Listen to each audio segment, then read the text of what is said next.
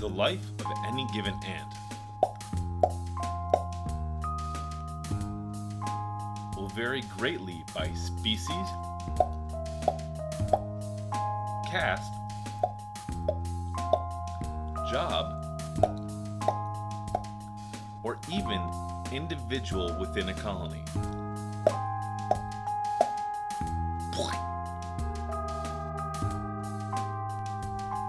Part of keeping and observing ants is the ability to watch them go through a complete metamorphosis from egg to larva to pupa to adult ant. Growth in an individual ant continues for its entire life. After its exoskeleton hardens and its body's exterior stops growing, the individual ant will continue growing in experiences.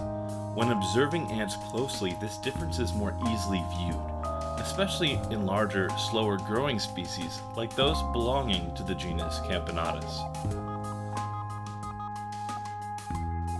Older ants will be faster, stronger, more adventurous in their foraging, while newly eclosed ants can take days to gather their strength and to harden, not only in exoskeleton, but also in resolve.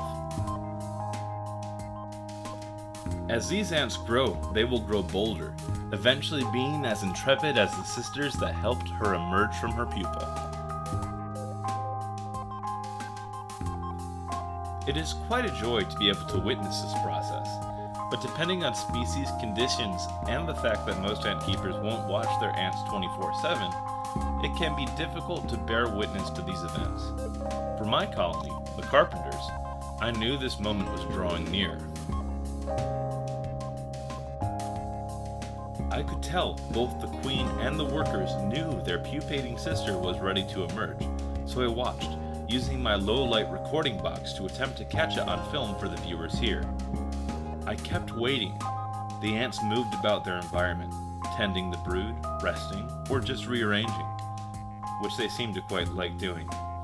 But no interest in the clearly ready worker trapped in her pupa. You probably have seen her. She's the pupa that you can clearly see a dark ant silhouette.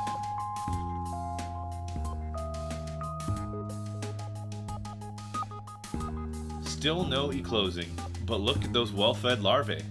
They will pupate to become minor workers like their two sisters you see running around, but will probably be a little larger due to ample sugar and protein during their development. You can even see a larva towards the back making its silk cocoon that will enclose it while it pupates. Wow, I would never have seen that without the cameras on.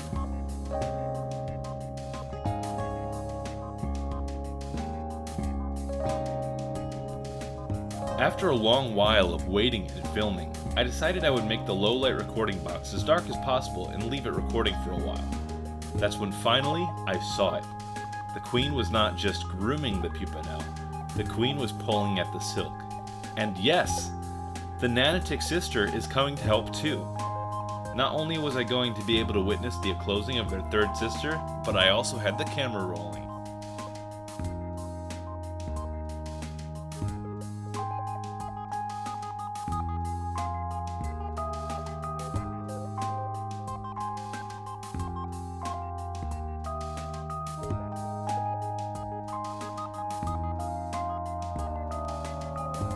I find it awesome to watch the queen and her daughter working diligently to remove the strong silk tightly wrapped around the ant pupa.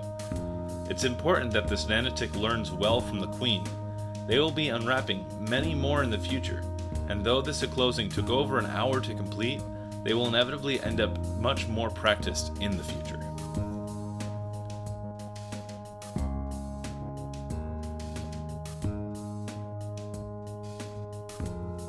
There!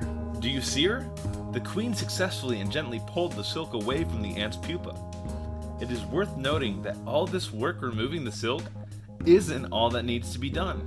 The ant's pupa itself is not the silk cocoon, but rather a stiff outer layer that emerges from the larva.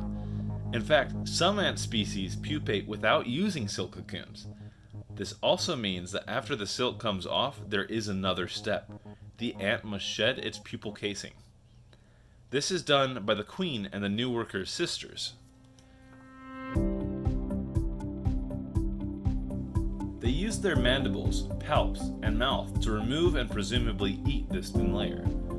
In fact, this newly enclosed worker ended up having trouble removing the last of her pupal casing from one of her legs, and now has a small white anklet, which luckily doesn't seem to impede her movement.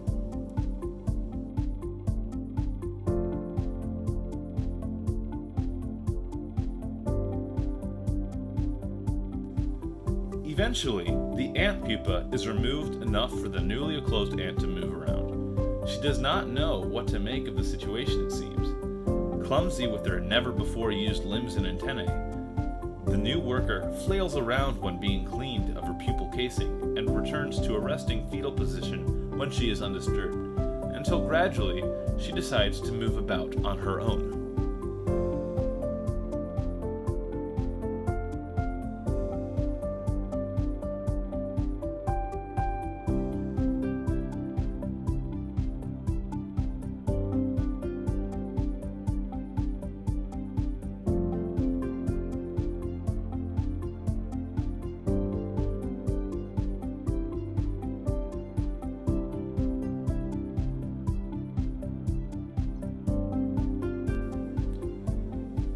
Now that the closing was over, I decided to get some fully lit footage of the ants continuing their maintenance. I don't usually expose the colony to bright light for very long, as it adds unnecessary stress to the queen and colony.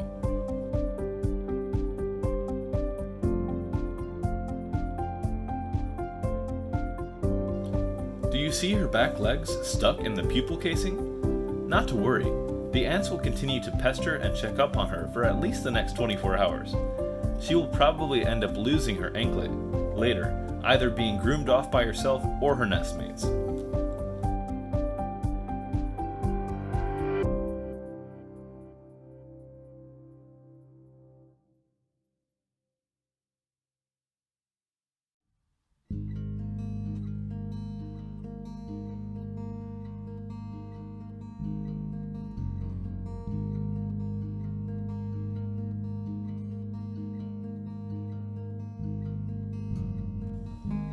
If you look closely, you will see that even without her exoskeleton being fully hardened yet, her thorax, the ant's middle section, between the head and abdomen, or gaster, is just a bit more pronounced than her sisters.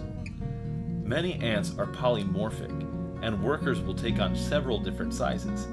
Camponotus ants are among these polymorphic species, and the size difference is most noticeable between minors and majors.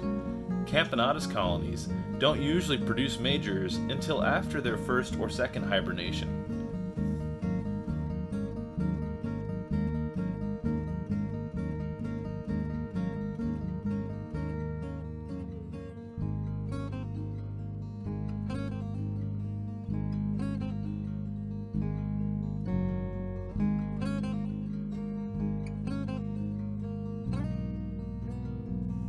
The queen will continue laying eggs and tending to the larvae and pupae.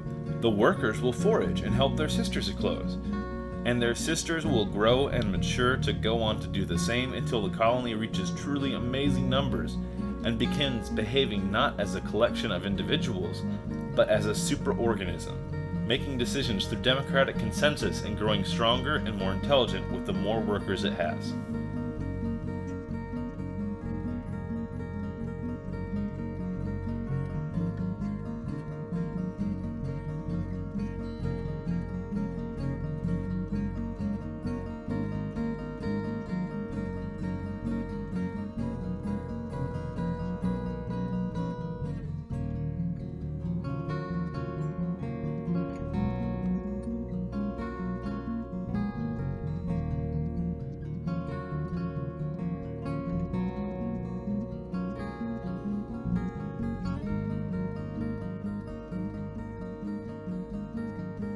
What amazing little marvels of biology these new sisters will prove to be for the Carpenters as they continue to grow.